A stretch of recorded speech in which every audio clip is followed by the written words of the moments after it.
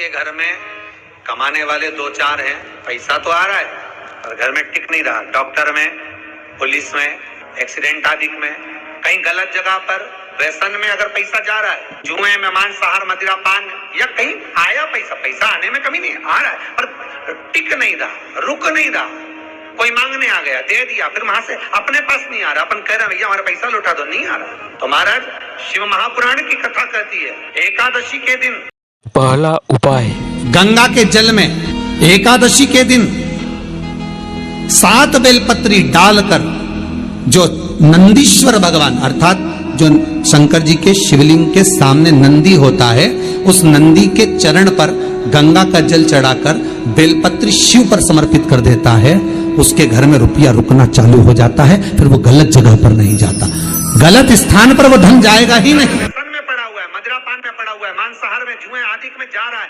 तुम्हें लग रहा है कि मेरा बेटा गलत मार्ग पर जा रहा है, ये मित्र दोस्ती गलत हो रही है, वो सही जगह पर जाए। कई लोग इसको धन के लिए भी करते हैं, संपदा के लिए अर्थात जिसका व्यापार नहीं चलता, जिसके घर में पैसा नहीं आता, या नौकरी नहीं लग रही, या सर्विस नहीं लग रही, आप अप्लाई कर रहे हो, जगह जगह जाकर इंटरव्यू भी दे रहे हो और पैसा नहीं आता, तो उसके लिए भी प्रयास किया जाता है। पर उसके लिए यहाँ पर जो धन के लिए करते हैं, उसके लिए विष्णुपदी के लिए करते हैं। मतलब जैसे गंगा के जल में तुलसी, दूसरा उपाय धन संपदा प्राप्ति का उपाय है। कितने पत्ते डालते हैं? 11 तुलसी के पत्ते डालते हैं, और उसको किसी भी नारायण के मंदिर में, राम कृष्ण शिव, शंकर नहीं, राम कृष्ण भगवान विष्णु, दत्त आदि जितने नारायण के मंदिर हैं, उस मंदिर में किसी भी पात्र में, एक छोटे से पात्र में उसको भरकर रखी जाते हैं महाराज, उससे भी जॉब, सर्विस, नौकरी में सफलता प्राप्त हो जाती है। परंतु वो भी एकादशी को ही होता है। कुछ देर तक पात्र को रखा जाता है, फिर वही पात्र का जल किसी भी वृक्ष के नीचे डाल दिया जाता है, उससे भी नौकरी के लिए फायदा मिलता है। शमी की पत्ती, शमी वृक्ष का जो महत्व पहले कहा है, शमी वृक्ष की पत्तियां अदालत में या कानूनी कोई प्रोसेस के अंतर्गत कानूनी कोई कार्रवाई हो गई है या कोई अटका है काम, तो शमी की पत्तियों को एकादशी के दिन 5 जगह पर चढ़ाया जाता है उस कार्य को निपटाने। पहला अशोक सुंदरी की जगह पर। अशोक सुंदरी की जगह कहाँ है आपको मालूम है, पहले भी बताया। जैसे ये शिवलिंग है, ये जलाधारी गोल, उसके सामने ये चरण, बीच में जो एक मोटी सी लाइन होती है वो अशोक सुंदरी की जगह है। तो अशोक सुंदरी की जगह पर शमी पत्र को चढ़ाया जाता है। अब शमी पत्र अशोक सुंदरी की जगह पर एक स्थान, दूसरा शिवलिंग के ऊपर, तीसरा जहां शिवलिंग रखा है, जहां शंकर का शिवलिंग रखा है, उस कटी भाग पर शमी पत्र को चढ़ाया जाता है। चौथा, नंदी का जो चरण उभरा उठा हुआ दिखे वहां शमी पत्र चढ़ाया जाता है। पांचवा, शंकर भगवान के मंदिर के द्वार पर शमी पत्र चढ़ाया जाता है। केवल एक ही बार चढ़ाना चाहिए, जिस कामना से चढ़ा रहे हो, जो अदालत में कार्रवाई चल रही हो, या कोई प्रशासनिक परेशानी आ गई हो, या कोई काम अटका पड़ा हुआ है, तो उसके लिए चढ़ाए।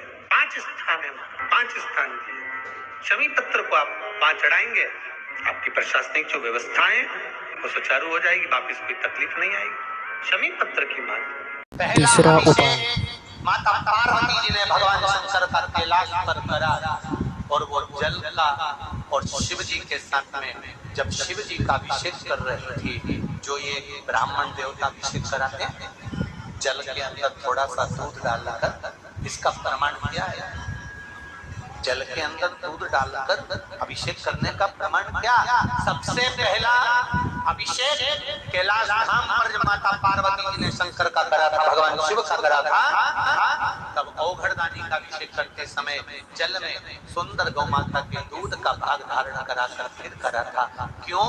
क्योंकि पार्वती जी शिव जी के स्नेह में, हृदय में रहना चाहती थी। आज भी नियम है, जल के अंदर 2 बूंद दूध की डालकर अगर शिव को चढ़ाया जाता है तो स्त्री और पुरुष में कभी अदालत तक बात नहीं पहुंचती, उनका प्रेम बढ़ता चले जाता है, कभी तलाक नहीं हो सकता। जल के अंदर दूध हो, गाय के अंदर, जम के बोलो जरा, जल के अंदर दूध हो, दूध के अंदर जल, फिर समझ लेना अच्छे से। जल की मात्रा ज्यादा हो, दूध की मात्रा कम हो, थोड़ा सा मात्रा, इसलिए बाल्टी भर पानी में थोड़ा सा दूध ब्राह्मण देवता डाल देते हैं, अभिषेक करा देते हैं, तो वो प्रेम बढ़ा।